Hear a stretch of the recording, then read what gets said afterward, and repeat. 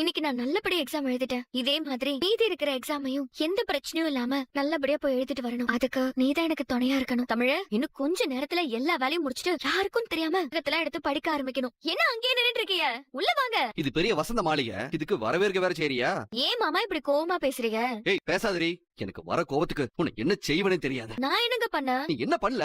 உன்னை பரீட்சை எழுத கூட்டிட்டு போய் திரும்ப வீட்டுல கொண்டு வந்து விடுற வரைக்கும் நான் எப்படி கஷ்டப்படன்னு தெரியுமா? இதுல எங்க அப்பா வேற, அவரு கையில கொஸ்டின் பேப்பர் குடுக்கணும்னு அங்க வந்து நிக்கிறாரு அவரு. இதால மறுபடியும் ஏதாவது வீட்டுல பிரச்சனை வந்துச்சு, நான் என்ன பண்ணிருப்பேன்னு எனக்கே தெரியாது. எல்லாம் உன்னாலதான் எனக்கு இவ்வளவு டென்ஷன். இங்க பாருங்க, சும்மா என்கிட்ட வந்து சண்டை போட்டுட்டு இருக்காதீங்க. நான் என்ன உங்ககிட்ட வந்தா பரீட்சை எழுத கூட்டிட்டு போங்கன்னு கேட்டேன்? அம்மாச்சி கிட்ட தானே கேட்டேன். அவங்க உங்களை வண்டி ஓட்டிட்டு வர சொல்லுவாங்கன்னு எனக்கு என்ன தெரியும்? உங்களுக்கு இஷ்டம் இருந்தா நீங்க உதவி பண்ணுங்க, இல்ல பிடிக்கலன்னா விலகிக்கோங்க. நானும் அம்மாச்சியுமே இது பாத்துக்கிறோம். ஏய் விட்டா ரொம்ப தான் எடுத்து பேசிட்டு இருக்க. பின்ன என்ன, உங்களால முடிஞ்சா உதவி பண்ணுங்க, இல்ல நானும் அம்மாச்சியும் பாத்துக்கிறோம்னு சொல்றேன்ல. செய்யறதையும் செஞ்சுட்டு இப்ப எல்லாம் உன்னாலதான் குத்த சொல்லிட்டு இருக்கீங்களா? நீங்க ஒண்ணும் நாளைக்கு வர வேண்டாம், நானும் அம்மாச்சியுமே போய்க்கிறோம். வீட்டுல யாருக்கும் தெரியாம பரீட்சை எழுத போறதுக்கு முதல்ல ஒழுங்கா படிச்சு தொலை. அப்பதான் சொன்ன மாதிரி பெயில் இது ஆகி தொலைச்சிடாத. நான் தான் 8ஆம் கிளாஸ் பெயில், நீ அது 12ஆம் கிளாஸ் பாஸ் ஆன மாதிரி இருக்கட்டும். சிரிக்காத. இந்த வாரம் முழுக்க உன்னை பரீட்சை கூட்டிட்டு போறேன்னு எங்க அப்பா கிட்ட நான் சத்தியம் பண்ணிருக்கேன். சரியா? எனக்கு வேற வழி இல்ல, நானே கூட வந்து தொலைக்கிறேன். எல்லாம் என் தலை எழுத்து, என்ன பண்ணி தொலைறது? இவரு உண்மையாவே நம்ம மேல கோவப்படுறாங்களா, இல்ல நம்ம கிட்ட பேசணுங்கிறதுக்காக இப்படி எல்லாம் பேசுறா?